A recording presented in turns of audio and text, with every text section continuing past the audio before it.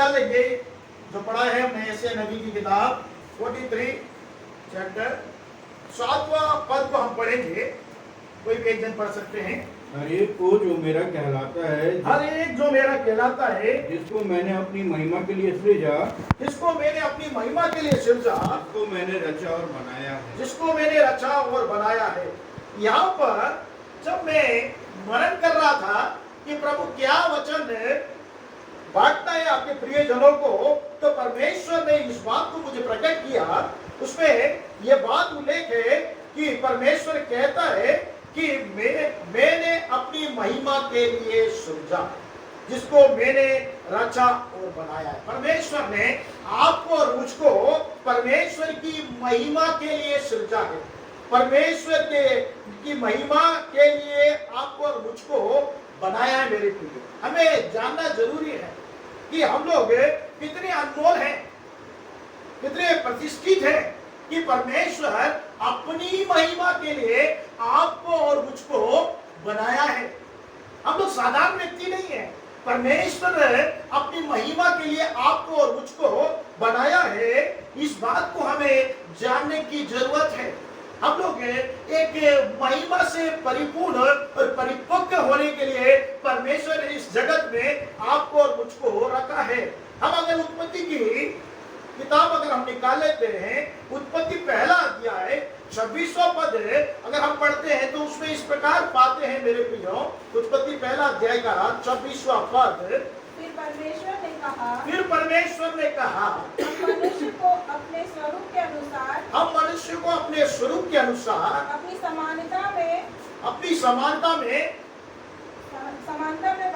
बनाए। देखिए क्या लिखा है यहाँ पर कि परमेश्वर ने कहा कि हम मनुष्य को अपने स्वरूप में, कितनी महान बात है, कितनी महान बात है कि परमेश्वर के स्वरूप में आप और मैं बनाए गए। आमीन, हालेलुया। आप और मैं परमेश्वर के स्वरूप में बनाए गए वे लोग हैं और अपनी समानता मतलब परमेश्वर की समानता में आपको और मुझको परमेश्वर ने बनाया है। ये जानना बहुत जरूरी है मेरे प्रिय कि परमेश्वर ने अपनी समानता में आपको और मुझको बनाया। कितने सौभाग्यशाली हम लोग हैं, कितने प्रतिष्ठित लोग हैं हम लोग कि परमेश्वर ने ऐसा ही नहीं बना दिया हमको, उसकी समानता में बनाया और उसके स्वरूप में बनाया। हम लोग सोचते कि हम लोग ऐसे ही संसार में आ गए हैं और जी रहे हैं और कल हम मर जाएंगे, क्या होगा हमारा कोई ठिकाना नहीं। ऐसा बहुत से लोगों का चिंतन रहता है, विचार रहता है। लेकिन मेरे प्रियो, प्रभु का कलाम आपको और मुझको सिखाता है आप और मैं परमेश्वर के नजर में एक बहुमूल्य और अनमोल पाए जाते हैं ताकि उसकी महिमा को आप और मैं प्रकट करें। उसकी महिमा के लिए आपको और मुझको परमेश्वर ने बनाया है और उसके स्वरूप में बनाया है और उसकी समानता में बनाया है। सबसे पहले मानव को जो परमेश्वर ने बनाया है उसके स्वरूप में, उसकी समानता में, उसके इक्वल में परमेश्वर ने बनाया है। आप और मैं हमारे मन में से ये बात को हटा दें कि हम लोग साधारण व्यक्ति हैं, परमेश्वर के द्वारा सृजे गए हुए लोग हैं। परमेश्वर ने आपको और मुझको सृष्टि किया है, आपको और मुझको परमेश्वर ने रचा है। हम साधारण व्यक्ति नहीं है, परमेश्वर के स्वरूप में, परमेश्वर की समानता में पाए जाने वाले हम लोग व्यक्ति हैं मेरे प्रियो। और हम देखते हैं परमेश्वर की महिमा के लिए परमेश्वर ने आपको और मुझको रचा और बनाया। और हम देखते हैं मेरे प्रियो यहाँ पर कि जब हम पढ़ते हैं उत्पत्ति दूसरा अध्याय अगर हम निकाल लेते हैं और आखिरी पद को हम पढ़ते हैं तो उसमें इस प्रकार लिखा है, 25वां पद में लिखा है, आदम और उसकी पत्नी दोनों नंगे थे पर लज्जाते नहीं थे। यहाँ पे एक शब्द इस्तेमाल किया, नग्न का शब्द इस्तेमाल किया, लेकिन वे लज्जाते नहीं थे। इसका मतलब क्या है? परमेश्वर ने उन्हें अपनी महिमा के वस्त्र से ढक के रखा था। वो जरूर नग्न थे, लेकिन परमेश्वर ने उन्हें अपनी महिमा के वस्त्र से ढांप के रखा था। लेकिन वो इसलिए नहीं लज्जाते थे क्योंकि परमेश्वर की महिमा का वस्त्र उनके ऊपर में ढका हुआ था, ढांपा हुआ था। और जब तक मनुष्य ने पाप नहीं किया तब तक परमेश्वर की महिमा आदम के ऊपर, उनके पति पत्नी के ऊपर में परमेश्वर की महिमा ढापी हुई थी और परमेश्वर के संग में चलते थे। परमेश्वर का कलाम कहता है आदम की वाटिका में परमेश्वर ठंडे समय में टहलने आता था और उनसे मिला करता था, उनसे बातचीत करता था। तो परमेश्वर अपनी महिमा से उन्हें ढाक के रखा। और जब मनुष्य ने परमेश्वर की आज्ञाहीनता करी, तो मेरे प्रियो यहाँ पे देखते हैं तीसरे अध्याय में, जब मनुष्य ने आज्ञाहीनता करी तब उसकी महिमा उसके पास से चली गई। उसके पास से क्या हो गया? महिमा चली गई करके हम देखते हैं मेरे प्रियो। वो महिमा उसके पास से निकाल ली गई मेरे प्रियो, और मनुष्य वो अपने आप को देखने लगा कि मैं नग्न हूं करके। तब तक वो नहीं जानता था इसका मतलब क्या है। परमेश्वर का जो स्वरूप, परमेश्वर की जो समानता, परमेश्वर की जो महिमा उसके ऊपर में इतनी भरी हुई थी, वो नहीं जानता था कि मैं नग्न हूं या नग्न हो। उसकी महिमा से वो ढापा हुआ था। लेकिन जब उसने पाप किया, परमेश्वर का कलाम कहता है, देखिए, और यहाँ पे लिखा है 11वां पद में, तीसरे अध्याय के 11वां पद में बताया गया है, उसने कहा किसने तुम्हें बताया कि तुम नंगा है? जिस वृक्ष का फल खाने को मैंने तुम्हें मना किया, क्या तुमने उसका फल का खाया है? जिसे परमेश्वर ने उन्हें अपनी महिमा से भर के रखा, लेकिन वो महिमा को वे क्या कर दिए? खो दिए। जब हम रोमियो की पत्री अगर हम पलटाते मेरे प्रियो, रोमियो की पत्री निकालेंगे, हम तीसरा अध्याय निकालेंगे, 23वां पद को एक जन पढ़िए। इसलिए सबने पाप किया और परमेश्वर की महिमा से रहित है। परमेश्वर की महिमा से रहित है। जब तक पाप हमारे ऊपर में उंडेला नहीं गया, जब तक मनुष्य ने पाप नहीं किया, तब तक परमेश्वर की महिमा उसको ढांपी हुई थी। और यहाँ पे लिखा गया है सबने पाप किया और परमेश्वर की महिमा से क्या हो गए हैं? रहित हो गए। जब तक परमेश्वर की महिमा थी, वे नग्नता को नहीं देख पाते थे। लेकिन परमेश्वर कहता, किसने तुम्हें बताया कि तू नंगा है या तू नग्न है करके? किसने बताया? जब परमेश्वर की आज्ञाहीनता होती है तो हमारे अंदर में परमेश्वर जो महिमा आपको और मुझको दिया है, वो महिमा चली जाती है। परमेश्वर की जब महिमा चली जाती है, आप और मैं परमेश्वर के साथ चल नहीं सकते, परमेश्वर से बातचीत नहीं कर सकते, परमेश्वर के साथ संगति नहीं कर सकते हैं। परमेश्वर के साथ संगति करना है, उसके संग चलना है, तो उसकी महिमा हमें चाहिए मेरे प्रिय। परमेश्वर ने अपनी महिमा के लिए, हमने ऐसे में पढ़ा, परमेश्वर की महिमा के लिए परमेश्वर ने आपको और मुझको सृजा, लेकिन वो महिमा आज्ञाहीनता करने के कारण वो महिमा चली गई। वो महिमा को वापस दिलाने के लिए ही प्रभु यीशु मसीह इस पृथ्वी पर आया। अपनी महिमा को छोड़कर प्रभु यीशु मसीह इस पृथ्वी में अपने आप को शून्य किया। वो महिमा से भरा हुआ था। फिलिपियों के पत्री में अगर हम निकाल लेते हैं, पढ़िएगा, फिलिपियों के पत्री दूसरा अध्याय में हम पढ़ते हैं, वो परमेश्वर के स्वरूप में था। दूसरा अध्याय का 6वां पद कहता है, फिलिपियों की पत्री दूसरा अध्याय 6वां पद, जिसने परमेश्वर के स्वरूप में होकर भी, परमेश्वर के स्वरूप में होकर भी परमेश्वर के तुल्य होने को अपने वश में रखने की वस्तु न समझा। हाँ जी, आगे पढ़िए। वरन अपने आप को ऐसा शून्य कर दिया, पर अपने आप को ऐसा शून्य कर दिया और दास का स्वरूप धारण किया, दास का स्वरूप धारण करा और मनुष्य की समानता में हो गया। मनुष्य की समानता में हो गया, आपके जैसे मेरे जैसे हो गया। वो महिमा में रहने वाला परमेश्वर, परमेश्वर के स्वरूप में रहने वाला परमेश्वर, जैसे आदम को और उसकी पति पत्नी को परमेश्वर ने अपनी महिमा से बनाया था, उसकी उसके स्वरूप से बनाया था, उसकी समानता में बनाया था। उसने अपने स्वरूप और अपनी समानता को खो दिया पाप करने से, आज्ञाहीनता करने से। परमेश्वर ने एक योजना बनाया। क्या योजना बनाया?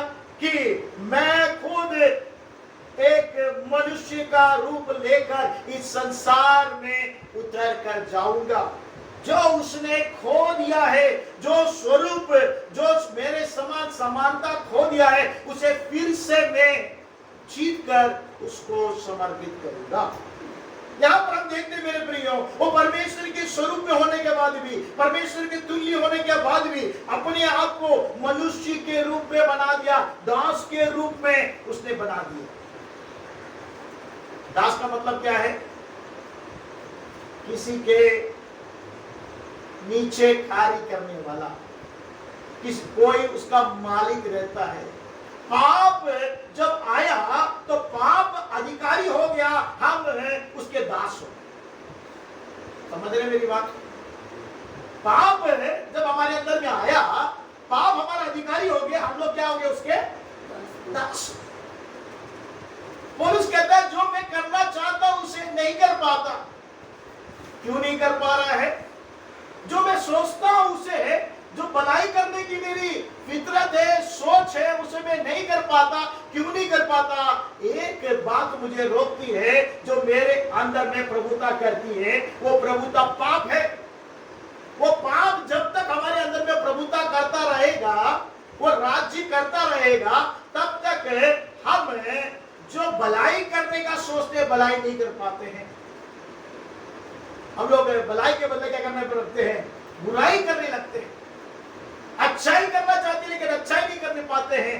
क्यों? पौलुस भी उस परिस्थिति से गुजरा मेरे प्रियो। क्यों? वो चाह रहा है कि भलाई करे लेकिन भलाई नहीं हो पा रही, क्योंकि प्रभुता, पाप का जो प्रभुता उसके ऊपर में है, वो पाप का प्रभुता को तोड़ने की आवश्यकता है। वो पाप का प्रभुता को तोड़ने के लिए ही प्रभु यीशु मसीह कलवारी क्रूस पे चढ़ा। हम पढ़ सकते हैं पहला कुरिन्थियों का, आप निकाल लीजिए 15वां अध्याय 55 पद को अगर हम पढ़ेंगे। हे मृत्यु तेरा जय कहाँ रही? हे मृत्यु तेरा डंक कहाँ रहा? हे मृत्यु तेरा डंक कहाँ रहा? पाप की मजदूरी मृत्यु है। उस पाप का जो मजदूरी है, मृत्यु है, उस मृत्यु को प्रभु यीशु मसीह ने क्या कर दिया? कलवारी क्रूस में तोड़ दिया। आमीन, हालेलुया। आपको और मुझ पर प्रभुता करने वाला एक पाप है, उस पाप का जो डंक है उसको परमेश्वर ने तोड़ दिया है। तोड़कर उसने क्या कर दिया? आजाद कर दिया आपको। बस आपको और मुझको क्या करना है? हमें प्रभु यीशु मसीह पर विश्वास करना है कि मेरे पाप के लिए, मेरे रोग के लिए, मेरे बीमारी के लिए, मेरे श्राप के लिए, मेरी बलिंदा के लिए, मेरी तकलीफ के लिए, मेरे कष्ट के लिए, मेरी निर्बलता के लिए प्रभु यीशु मसीह क्रूस पर चढ़ा और उसके कोड़े खाने से मैं चंगा हो गया। उसके पाप, सारे पापों को उसके ऊपर में उड़ेला गया। पिता परमेश्वर को भाया कि अपने पुत्र के ऊपर में सारे पाप को डाले। आपके और मेरे ऊपर में पाप डालना नहीं चाहता पिता परमेश्वर। वो प्रेमी पिता परमेश्वर है मेरे प्रियो। उसने, हम देखते हैं कि आदि में ही परमेश्वर ने योजना बना दी कि उसका पुत्र इस संसार में आएगा और सारे लोगों का पाप उसके ऊपर में उंडेला जाएगा और आप और मैं छुटकारा को प्राप्त करेंगे। हम आजादी को प्राप्त करेंगे। हम फिर से परमेश्वर के स्वरूप में हमें परमेश्वर बनाना चाहता है। क्यों बनाना चाहता है? हम पढ़ेंगे नीति वचन 25वां अध्याय, अगर आप पलटा के देखेंगे नीति वचन 25 का 2 अगर हम निकालेंगे, वहां पर राजा के बारे में लिखा गया है। परमेश्वर की महिमा गुप्त रखने में है, परमेश्वर की महिमा गुप्त रखने में है, परंतु राजाओं की महिमा गुप्त बात का पता लगाने से होती है। हाँ, देखिए परमेश्वर की महिमा गुप्त रखने में रहती है। गुप्त रखता है परमेश्वर। कुछ बातें हमारे जीवन में, हमारे व्यवसाय में, हमारी सेवा में, हमारे परिवार में, हमारे कार्य में कुछ बातें गुप्त रहती है, हमें समझ में नहीं आता क्या हो रहा है क्या नहीं हो रहा है, समझ में नहीं आता है।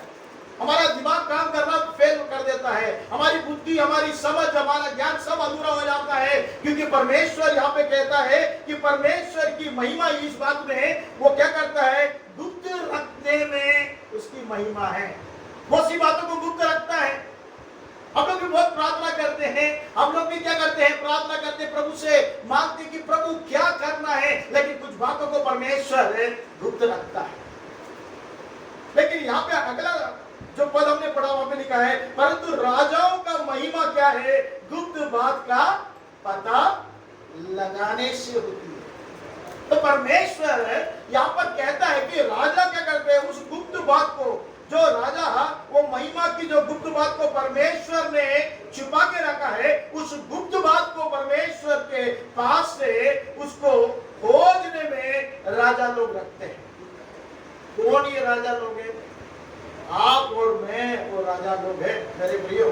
आप पलटाइए पहला पत्र दूसरा अध्याय है, 9वां पद अगर आप निकालते हैं तो परमेश्वर का कलाम स्पष्ट रूप से पत्रस उस पे लिखता है, क्या लिखता है, पर तुम एक चुना हुआ वंश, पर तुम एक चुना हुआ वंश है, आप और मैं एक चुने हुए वंश है, और राजपदधारी याजकों का समाज। राजपदधारी याजकों का समाज मतलब क्या है, राज्य की, मतलब आपको मुझको परमेश्वर ने एक राज्य की अधिकारी बनाया है, एक राजा बनाया है कि आप लोग क्या करें, उस गुप्त बातों को निकाले, खोज कर निकाले। परमेश्वर की महिमा क्या है, महिमा क्या है, गुप्त रखने की है, और राजाओं का क्या करते हैं, उस महिमा को खोज कर निकालते हैं। आप और मैं परमेश्वर के नजर में कौन है, चुने हुए वंश अकेले नहीं है, राजपदधारी याचक का समाज है। 2 पोस्ट आपको मिल रहा है। राजपदाधिकारी मतलब क्या है, राजाओं का एक पोस्ट और याचकों का एक पोस्ट मिल रहा है। पुराने नियम में राजा अलग हुआ करते थे, याचक अलग हुआ करते हैं। राजा लोग याचक का कार्य नहीं कर सकते थे, और राजा चाहे तो भी याचक का कार्य नहीं कर सकते थे पुराने नियम में। लेकिन नए नियम में परमेश्वर ने राज्य की याचक, राजा के पास अधिकार होता है, याचक क्या करता है, परमेश्वर के लिए बलि, मेल बलि, अनबलि परमेश्वर को चढ़ाता है। परमेश्वर की सेवा करने वाले याचक होते हैं, और राजा लोग प्रजा के ऊपर में रूलिंग, उसके ऊपर अधिकार जताने वाले राजा होते हैं। हम देखते हैं इजरायली लोगों में पहला राजा जो था, शाऊल को परमेश्वर ने राजा के रूप में चुना। परमेश्वर ने शाऊल को एक राजा के रूप में चुना, उसका अभिषेक किया। वो राजा पद अधिकारी व्यक्ति था जो प्रजा के ऊपर में रूलिंग करता था। हम लोग पहला सामुएल निकाल लेंगे, 15वां अध्याय हम निकाल लेंगे। वहां पर परमेश्वर राजा शाऊल को एक निश्चित बात करने के लिए कहता है, एक कार्य करने के लिए परमेश्वर अपने हृदय की बात को राजा शाऊल को प्रकट करता है। क्या प्रकट करता है, देखिए पहला सामुएल 15 अध्याय का 2 पद पढ़िए। सेनाओं का यहोवा यूं कहता है, सेनाओं का यहोवा यूं कहता है, मुझे स्मरण है कि अमालेकियों ने इस्राएलियों से क्या किया, इस्राएलियों से, मेरी प्रजा इस्राएली से क्या किया अमालेकी लोग ने। आप पढ़िए। जब इस्राएली मिस्र से आ रहे थे, तब उन्होंने मार्ग में उनका सामना किया। मेरी प्रजा का उन्होंने क्या किया, स्वागत नहीं किया, मेरी प्रजा का क्या कर दिया, सामना। ये बात परमेश्वर अपने सेवक सामुएल के द्वारा, जो परमेश्वर का न्यायी याचक था, उसके द्वारा परमेश्वर पहला राजा शाऊल को, जो इस्राएल का राजा है, उस बात को अपने हृदय की बात प्रकट कर रहा है कि तू क्या करना है, मुझे स्मरण है। इस्राएली लोग हो सकता है भूल गए होंगे, जब कानान देश में प्रवेश कर गए तो अपने शत्रु को भी भूल गए होंगे, क्योंकि उनको क्या मिल रहा है, मधु से बहने वाला, और क्या मिल रहा है, मधु मिल रहा है। दूध बहने वाला एक नगर मिल गया, बहुत फलवंत हो गए। कभी कभी हम लोग भी जब फलवंत हो जाते हैं, पुरानी बातें हम भूल जाते हैं। मेरे प्रियो, अच्छी बात है, हमें भूलना चाहिए, हमें क्षमा करना चाहिए। आप क्षमा कर दोगे, आप भूल जाओगे, लेकिन परमेश्वर अपनी प्रजा के विरोध में कार्य करने वाली बातों को कभी परमेश्वर नहीं भूलता। आपको कहता है कि क्षमा करो, आप भूल जाओ, परमेश्वर कहता है क्षमा करो, भूल जाओ। और यहाँ पे लिखा है कि इस्राएली लोग भूल गए होंगे, लेकिन परमेश्वर क्या कहता है, मुझे स्मरण है। सेनाओं का यहोवा परमेश्वर कहता है, मुझे स्मरण है कि अमेलेकियों ने इस्राएली से क्या किया। जब वो इस्राएली मिस्र से आ रहे थे, तब उन्होंने मार्ग में क्या किया, उसका सामना किया। वो तीसरा पद कहता है, इसलिए अब तू जाकर अमलेकियों को मार और जो कुछ उनका है बिना कोमलता से नष्ट कर। एक परमेश्वर अपने दास के द्वारा राजा को बता रहा है, बात प्रकट कर रहा है, मुझे स्मरण है, मेरी प्रजा को इन लोगों ने क्या नहीं किया, स्वागत नहीं किया। ये गुलामी से जब बाहर आ रहे थे, इनको स्वीकार नहीं किया, अन्न जल लेकर जाकर उनको स्वागत नहीं किया। तो परमेश्वर उस बात को बोलता है कि नष्ट कर दे, लेकिन राजा शाऊल ने वो कार्य पूरा नहीं किया। हम देखते 17 पद में शामूएल कहता है, 15 अध्याय के 17 पद में देखिए, पढ़िएगा। शामूएल ने कहा, जब तू अपनी दृष्टि में छोटा था, शामूएल ने कहा, जब तू अपनी दृष्टि में छोटा था, तब क्या तू इस्राएली गोत्रों का प्रधान ना हो गया? तब क्या तू इस्राएली गोत्र का प्रधान ना हो गया? और क्या यहोवा ने इस्राएल पर राज्य करने को तेरा अभिषेक नहीं किया? क्या यहोवा ने इस्राएल पर राज्य करने को तेरा अभिषेक नहीं किया?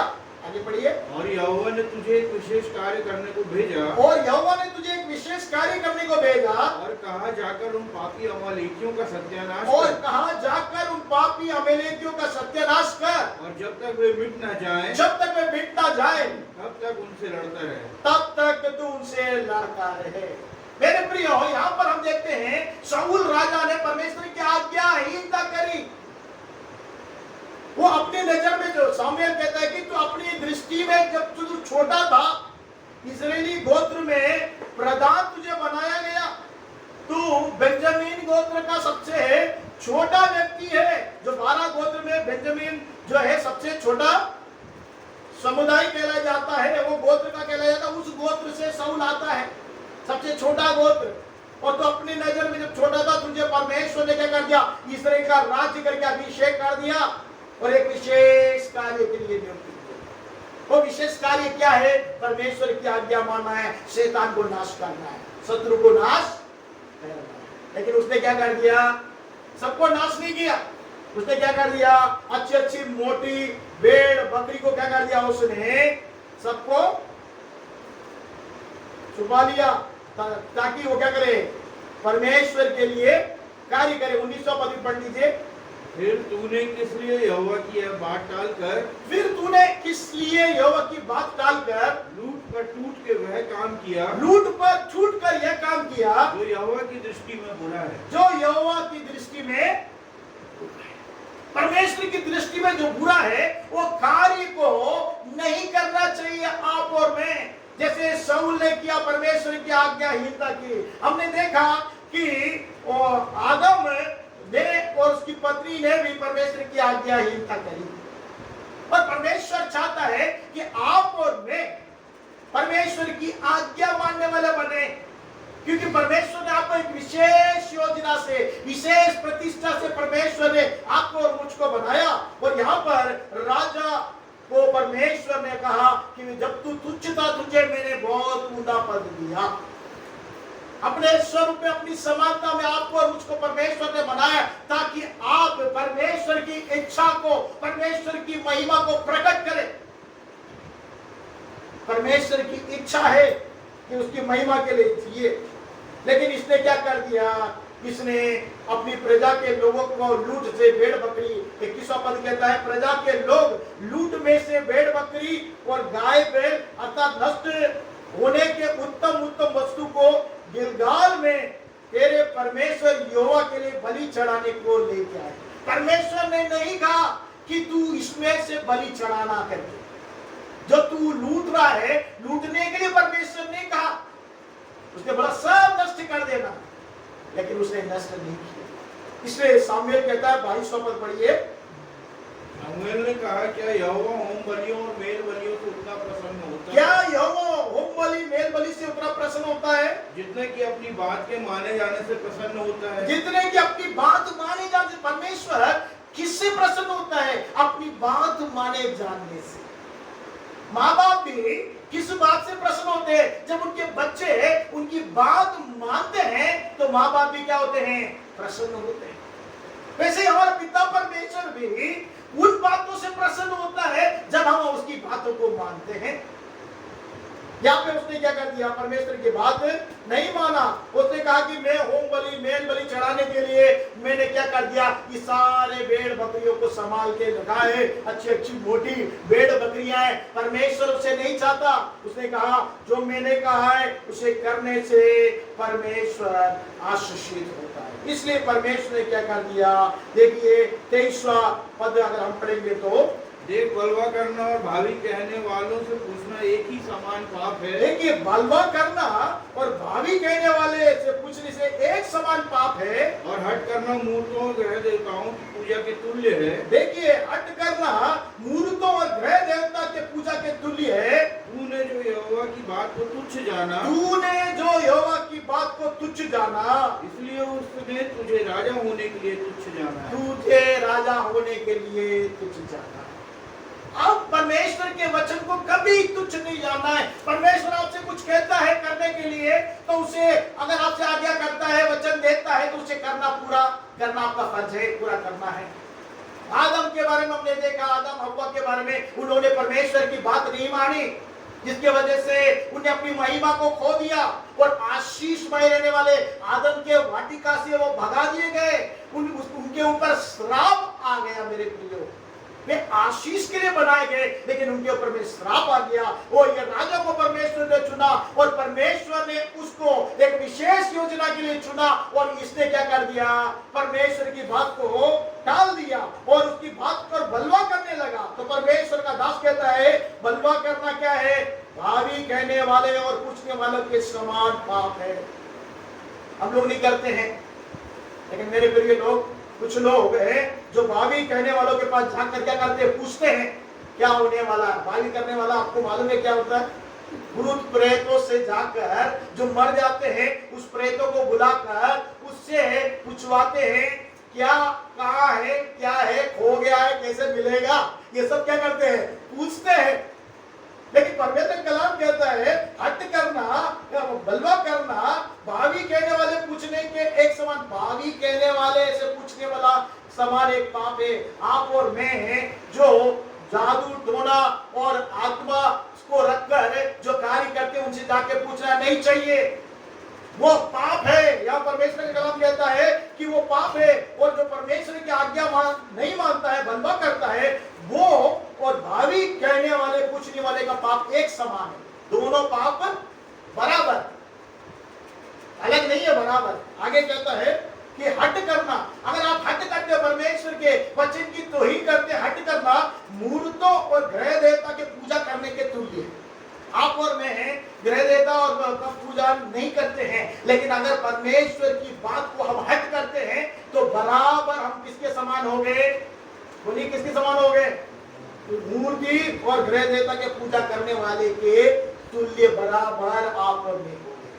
हमें हट नहीं करना है, हमें बलवा नहीं करना है। इसने शाऊल ने किया, इसलिए उसने क्या कर दिया? परमेश्वर का कलाम कहता है, यहोवा का बात यह कहता है कि तुझे तुच्छ जाना, इसलिए तुझे राजा को होने से तुच्छ कर दिया और उसके स्थान में किसी और जो मन का चाहा दाऊद को राजा का पदवी दे।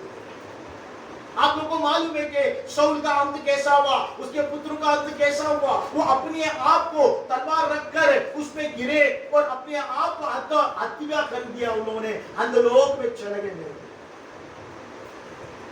परमेश्वर का वचन अगर नहीं हम मानते हैं, उसकी महिमा से अगर हम खेलते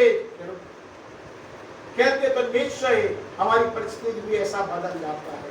लेकिन परमेश्वर चाहता है कि आप और मैं परमेश्वर की महिमा में इसलिए बनाए गए कि परमेश्वर की महिमा को प्रकट करें। और इसमें लिखा है कि परमेश्वर की महिमा किसमें है? परमेश्वर के पवित्रता में है। परमेश्वर पवित्र है। पहला अध्याय का 15 पद कहता है तुम्हारा बुलाने वाला पवित्र है, इसलिए तुम भी क्या करो, सारे चाल चलन में पवित्र। हमारे अंदर में पवित्रता होना चाहिए। अगर हम परमेश्वर की महिमा में रहना है तो हमारे विचार में, हमारी कल्पना में, हमारी भावना में, हमारे देह प्राण आत्मा में एक शुद्धिकरण होना जरूरी है। हम शुद्ध परमेश्वर, पवित्र परमेश्वर की आराधना करते हैं। दूसरा कुरिन्थियों अगर हम निकालते हैं मेरे प्रिय, दूसरा कुरिन्थियों 7वां अध्याय का पहला पद अगर हम पलटाएंगे, अतः है प्रियो, जबकि ये प्रतिज्ञाएं हमें मिली हैं, तो आओ हम अपने आप को शरीर और आत्मा की सब मलिनता से शुद्ध करें और परमेश्वर का भय रखते हुए पवित्रता को सिद्ध करें। दूसरा कुरिन्थियों 7वां अध्याय का पहला पद हम लोगों ने पढ़ा, उसमें लिखा है कि प्रियो जानो जो प्रतिज्ञा हमें मिली है, तो आओ हम अपने आप को शरीर और आत्मा में क्या है, मलिनता जो पाई जाती है शरीर और आत्मा में, उसको क्या करना है, आप और मुझको शुद्ध करना जरूरी है। और परमेश्वर का भय रखते हुए पवित्रता में आप और मुझको सिद्ध होना जरूरी है। और एक और पद हम पढ़ेंगे, पहला थिस्सलुनीकियों अगर हम निकाल लेंगे, पहला थिस्सलुनीकियों 5वां अध्याय का 23वां पद भी अगर हम पढ़ लेंगे, शांति का परमेश्वर आप ही तुम्हें पूरी रीति से पवित्र करे और तुम्हारी आत्मा प्राण और देह हमारे प्रभु यीशु मसीह के आने तक पूरे और निर्दोष सुरक्षित रहे। हाँ, प्रभु यीशु मसीह आने वाला है। हमारा एक विश्वास है, आशा है कि जो प्रभु यीशु मसीह स्वर्ग उठा लिया गया फिर से आएगा, उसके साथ आप और मैं जाना है, तो क्या करना पड़ेगा, आपकी आत्मा प्राण और देह में क्या होना चाहिए, पूरी तरीके से पवित्रता होनी चाहिए। 3 बात उल्लेख है मेरे प्रियो। हमारा त्रिएक परमेश्वर है और परमेश्वर उसी के समान आपको भी हमें त्रिएक के रूप में बनाया है, देह प्राण आत्मा के रूप में बनाया है। वो पिता पुत्र पवित्र आत्मा के रूप में रहने वाला त्रिएक परमेश्वर के समान आपको और मुझको परमेश्वर ने त्रिएक के रूप में बनाया है। आप समझते इस बात को? जो आप देख रहे हैं, मेरे शरीर को देख रहे हैं, मेरे अंदर में आत्मा है, मेरे अंदर में प्राण है, वो आपको दिखाई नहीं देता है। जब प्राण पकेर उड़ जाता है, आत्मा मेरे अंदर से चला जाता है, तो ये शरीर क्या हो जाता है, मर जाता है, उससे कोई उपयोगी नहीं है। इस शरीर में वास कर रहा है प्राण और आत्मा, और परमेश्वर चाहता है तुम तीनों में निर्दोष और सुरक्षित रखो, अपने आप को पवित्र रखो, क्योंकि उसके आगमन में उसके साथ आप और मैं उठा लिए जाना है। तो आपको और मुझको शुद्धता होना जरूरी है। अशुद्धता हमारे अंदर से जाना है, पवित्रता, उसके अंदर में पवित्रता है, आपके और मेरे अंदर में पवित्रता आनी चाहिए। उसका स्वभाव पवित्र है, हमारे अंदर में भी स्वभाव पवित्र होना चाहिए। उसका स्वरूप पवित्र है, हमारे अंदर में पवित्रता होनी चाहिए। और धन भाई के साथ पवित्रता में जब हम प्रत्येक दिन शोभायमान होते जाएंगे, परमेश्वर के समान बदलते जाएंगे, उसकी महिमा में रूपांतरित होते जाएंगे, और जब प्रभु यीशु मसीह आएगा हमें रूपांतरित करके हमें लेकर चले जाएगा। हालेलुया।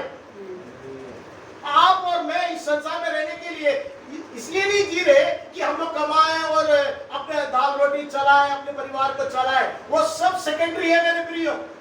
परमेश्वर ने रखा है, हमें दायित्व दिया है, एक पिता का दायित्व दिया है, एक माता का दायित्व दिया है, और एक माँ बाप का दायित्व दिया है, बच्चों का दायित्व दिया है, दादा दादी का दायित्व दिया है परमेश्वर ने। लेकिन परमेश्वर का मकसद यह है कि आप और इस संसार में रहने का मकसद यही है कि परमेश्वर की महिमा आपके जीवन के द्वारा प्रकट होने पाए। आपके जीवन को देखना चाहिए। शत्रु किसी बात से नहीं डरता, आप समझ लीजिए, शैतान किसी बात से नहीं डरता। जो उसके पास नहीं है उससे वो डरता है। क्या नहीं है उसके पास? पवित्रता। अगर शैतान आपसे डरना है तो आपके अंदर में पवित्रता होगी, तो आपको देख के वो डरेगा। पवित्रता रहेगा, आपके पास भी वो नहीं ठहर सकता। और परमेश्वर के आज्ञाकारी आप रहेंगे तो शैतान आज्ञाकारी नहीं है और उसके अंदर में आज्ञाहीनता है, और आपके अंदर में आज्ञाकारी है, आप परमेश्वर के आज्ञाकारी है, उस बात से शैतान डरता है, आपके नजदीक नहीं आ सकता। और परमेश्वर का वचन आपके अंदर में है तो परमेश्वर का वचन जो तलवार है, वो तलवार से आप क्या कर सकते हैं? शैतान को भगा सकते हैं। क्योंकि परमेश्वर का कलाम कहता है, याकूब की पत्री 4 अध्याय का 7वां पद पढ़िएगा कोई एक जन। इसलिए परमेश्वर के अधीन हो जाओ। इसलिए परमेश्वर के अधीन हो जाओ। क्या होना है? हमें परमेश्वर के अधीन होना है, परमेश्वर की आज्ञा मानना है, परमेश्वर के स्वरूप में अपने आप को डालना है, उसके स्वभाव में, उसके गुण में। प्रत्येक दिन इस संसार में परमेश्वर ने आपको मुझको इसलिए रखा है कि आप और मैं उसकी सिद्धता में बनते जाना है, उसके स्वरूप में बदलते जाना है। हमारे स्वभाव में, हमारे गुण में, हमारे चाल चलन में, हमारी क्रियाओं में हमारा जीवन एक परिवर्तन हुआ जीवन दिखना चाहिए। उसके द्वारा बहुत से लोग प्रभु के पास आ जाएंगे। आमीन। हम लोग सुसमाचार बहुत सुनाते हैं मेरे प्रियो। हम लोग सोचते हैं कि सुसमाचार सुना देंगे, सुसमाचार में पावर है, मैं ये इनकार नहीं करता, सुसमाचार सुनाते हैं, लेकिन हमारा जीवन परमेश्वर के वचन के अनुसार होना चाहिए। अगर आपको और मुझको परमेश्वर के पास जाना है, जब तक आप वचन को सुनने वाले नहीं, उसको मानकर चलने वाले आप और मैं नहीं बनूंगा, तो हम लोग कहां नहीं जा सकते? परमेश्वर के पास नहीं जा सकते, छोड़ दिए जाएंगे, त्याग दिए जाएंगे। अगर हम प्रभु के वचन बहुत सुन रहे हैं, लेकिन अगर उस पर अगर अमल भी करते हैं और चलते उसकी आज्ञा मानते हैं, उसके अनुसार अपने आप को परिवर्तन करते हुए जाते हैं, उसकी अधीनता में अपने आप को सौंपते जाते हैं, तो क्या होता है? आगे लिखा है, शैतान का क्या करो? सामना करो। परमेश्वर के बिना अधीन होकर आप शैतान का क्या नहीं कर सकते? सामना नहीं कर सकते। आप भी नहीं कर सकते, मैं भी नहीं कर सकता। शैतान जानता है सब बातें, हमारी बातों को, उससे वो हर बातों को समझ जाता है, हमारे जीवन को जानता है, हमारे चाल चलन को जानता है, हमारे स्वभाव को जानता है, हमारे गुणों को जानता है। अगर हमारे अंदर में पवित्रता रहेगा तो हमारे पास नहीं आएगा। अगर हम परमेश्वर की आज्ञा मानेंगे तो वो दूर खड़ा रहेगा। अगर हम परमेश्वर पर विश्वास करेंगे तो परमेश्वर के वचन को हम तवज्जो देंगे तो वो उस बातों को क्या करता है? मानता नहीं है, इसलिए वो दूर खड़ा रहेगा। जो उसके पास नहीं है आपके पास रहेगा, वो डर कर क्या करेगा? आप उसका सामना करना है तो परमेश्वर की अधीनता में होकर उसका सामना करेंगे तो परमेश्वर कहता है, कलाम कहता है कि वो क्या करेगा? वो तुम्हारे पास से। परमेश्वर चाहता है मेरे प्रियो कि आप और मैं परमेश्वर की महिमा में इस संसार में रहे। आप परमेश्वर की महिमा के लिए आप और मैं सृजे गए हैं। परमेश्वर कहता है, मैंने इसलिए नहीं रचा है कि वे मेरी महिमा को प्रकट। परमेश्वर ने आपको एक रिप्रेजेंटेटिव के रूप में रखा है। जैसे हमारे देश का एम्बेसडर दूसरे देश में भारत देश का रिप्रेजेंटेटिव के रूप में रहता है, वैसे परमेश्वर ने स्वर्ग का रिप्रेजेंटेटिव आपको और मुझको बनाया है। आपको और मुझको बनाया है, एक राजपदधारी अधिकारी के रूप में ठहराया है कि परमेश्वर की महिमा को हम प्रकट करें। हमारे जीवन से, हमारे चाल से, हमारे बोली से लोगों को प्रभु की ओर मोड़ सके, प्रभु के लिए कायल कर सके। उनके जीवन को परिवर्तन आने के लिए सबसे पहले हमारे जीवन में परिवर्तन आना जरूरी है। जब तक हम परिवर्तित नहीं होंगे, हम दूसरों को परिवर्तित नहीं कर सकते। हम लोग सुसमाचार बहुत सुना सकते हैं मेरे प्रियो, लेकिन सुसमाचार जब तक फलवंत नहीं होगा, जब तक हम उसके वचनों पर अमल कर चलना शुरू नहीं करेंगे। अपने जीवन को उसके वचन के अधीनता में समर्पित करना जरूरी है। हमने उदाहरण के रूप में शाऊल राजा के बारे में देखा, आदम के बारे में देखा। इन्होंने परमेश्वर की आज्ञा को क्या कर दिया था? तवज्जो नहीं दिया। अगर आप और मैं परमेश्वर के वचन को मानकर चलेंगे तो परमेश्वर हमारे जीवन के द्वारा परमेश्वर की महिमा होगी। अनेक लोग जो अंधकार में जी रहे हैं, अग्नि के लिए, अग्नि की ओर जा रहे हैं, यहूदा का वचन कहता है कि उन्हें खींच कर छोड़ो। हमारे प्रिय लोग कितने लोग हैं हमारे देश में, मेरे प्रिय, हमारे चारों तरफ कितने लोग हैं, उनके लिए हमें प्रार्थना करना है, उनके लिए बोझ के साथ प्रार्थना करना है। वो बोझ हमारे अंदर में आना जरूरी है। सबसे पहले वो आत्मा का बोझ हमारे अंदर में आके उनके लिए प्रत्येक दिन परमेश्वर के सम्मुख में हमें प्रार्थना करना जरूरी है। और परमेश्वर कहता तो उन्हें परमेश्वर के बारे में बताना भी जरूरी है, और परमेश्वर की महिमा हमारे जीवन के द्वारा प्रकट करना भी जरूरी है। उसके द्वारा वो प्रभु की ओर आ जाएंगे। जिस महिमा के लिए परमेश्वर ने आपको और मुझको रचा है, उस महिमा को अगर हम प्रकट करते हैं तो परमेश्वर उससे प्रसन्न होता है। और जब प्रभु आएगा तो हमें क्या करेगा? विवाह प्रतिफल देगा। आइए हम अपने आप को बंद करें प्रभु की सम्मुख में, एक बार फिर से अपने जीवन जांच कर दें, समर्पित करें कि प्रभु हम प्रत्येक दिन तेरे वचन को पढ़ते हैं, प्रत्येक दिन तेरे वचन को सुनते हैं, लेकिन शाऊल के समान हम लोग अमल नहीं कर पाते। आदम के समान हम लोग अमल नहीं कर पाते। हमारी खता को, हमारे गुनाह को, पापों को क्षमा कर। हम जो हट हमारे अंदर में है, जो बलवा आपके वचन के विरोध में करते हैं, हमें क्षमा कर। हमारे अंदर में से ये स्वभाव हमारे अंदर से निकल जाए, यीशु मसीह का स्वभाव हमारे अंदर में आ जाए, यीशु मसीह का स्वरूप हमारे अंदर में आ जाए।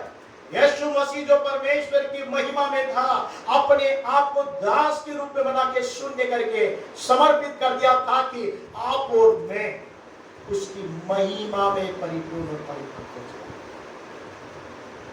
उसने हमारे लिए पाप और मृत्यु के ऊपर में जय प्राप्त की कि उसका प्रभुता हमारे ऊपर में नहीं होने पाए, ताकि हम भी अपने जीवन में सारे हमारे मलिनता को दूर करके, हमारे देह प्राण आत्मा को शुद्ध करके प्रभु से मिलने के लिए अपने आप को हम तैयार करें, उस सिद्धता की ओर बढ़ते जाए। जो शत्रु शैतान के पास में जो पवित्रता नहीं है आपके और मेरे अंदर में होना परमेश्वर चाहता है। उस महिमा में, उस पवित्रता में रहने वाला हमारा परमेश्वर है।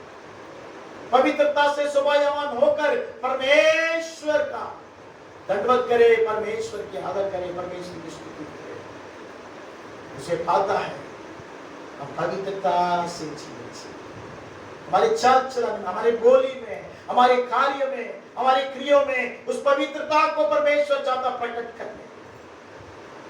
जो उसका स्वभाव है, जो उसका गुण है, उसका स्वभाव, उसका गुण हमारे अंदर में आने के लिए ही उसने अपने स्वरूप में, अपनी समानता में, अपनी महिमा के लिए उसने आपको और मुझको रचा, ताकि परमेश्वर की महिमा आपके जीवन को देखकर जो परमेश्वर की महिमा में नहीं है वे सब प्रभु की ओर आ सके। प्रभु से हम प्रार्थना करें, प्रभु हमें भी परमेश्वर की महिमा से लाभ दे। जो आदम ने खो दिया वो महिमा से हमें पूरा परिपक्व कर दे। अपने जीवन को प्रभु के हाथ में समर्पित कर। प्रभु का कलाम काटता, छाटता, शुद्ध और पवित्र और पाक करता मेरे लिए। बूंदे बूंदे को चुभाता है, हमें शुद्ध और हमारी सारी मलिनता को हमारे जीवन से शुद्ध करने वाला परमेश्वर, उसके कलवारी क्रूस से बहने वाला था, हमें धोकर शुद्ध करता। उसका लव इतना सामर्थ्य है, हमारे मरी हुई विवेक को भी पुनर्जीवित कर देता है, हमारी मरी हुई अवस्था को फिर से पुनर्जीवित कर देता है, हमारे देह और प्राण और आत्मा को शुद्ध करके पवित्र करता है। हम अपने जीवन को उसके सम्मुख में समर्पित करें। रोमी 12वें अध्याय के पहला पद में पौलुस इस प्रकार से लिखता है कि अपने शरीर को जीवित बलिदान के रूप में चढ़ाओ, वही आत्मिक आराधना है। मेरे प्रिय, अपने जीवन को जांच कर देखिए, एक बार फिर से प्रभु के सम्मुख में पश्चाताप करें, अंगीकार करें अपने पापों को और अपने शरीर को जीवित बलिदान के रूप में समर्पित करें। अपने शरीर में, अपनी आत्मा में पाई जाने वाली सारी मलिनता से अपने आप को शुद्ध करें। अपने देह और प्राण और आत्मा को पवित्र करने के लिए प्रभु से गिड़गिड़ाए और प्रार्थना करें कि प्रभु तू हमें धोकर हमें शुद्ध और पवित्र कर, ताकि तेरे आगमन में तेरे साथ हम उठा लिए जाए और सदैव तेरे साथ रह सकें। और हमारा जीवन के द्वारा वो जो महिमा जो आपने हमें दिया है, वो महिमा को प्रकट कर सके। बहुत से लोग जो परमेश्वर तेरी महिमा से रहित है, वे भी परमेश्वर तेरी महिमा की ओर आने के लिए हमारा जीवन, हमारा चाल चलन, हमारा व्यवहार, हमारा क्रिया प्रकट होने के लिए हमारे लिए सहायक पवित्र आत्मा आप हमारी सहायता करें। प्रेमी अनुग्रहकारी परमेश्वर, प्रभु यीशु मसीह के नाम से पिता तेरे सम्मुख में समर्पित करते, आज के दिन में प्रभु तेरे कलाम ने हमें शुद्ध और पवित्र करा। तेरा कलाम कहता है कि मैं वचन बेच कर शुद्ध करने वाला परमेश्वर, मैंने जो वचन बोला उससे तुम शुद्ध हो गए। प्रभु तेरे कलाम हमें शुद्ध करता है, तेरा लहू हमें शुद्ध करता है, और तेरा लहू हमें शुद्ध करके पवित्र और पाक बनाता है, ताकि हम तेरी महिमा के लिए रचे हुए लोग हैं, तो तेरी महिमा को हम प्रकट कर सके। हमारा जीवन दूसरों के लिए ठोकर का कारण नहीं मेरे प्रभु जी, लेकिन दूसरों के लिए एक जीवन परिवर्तन का कारण बना, ताकि हमारे जीवन के द्वारा तेरी नाम की महिमा हो सके।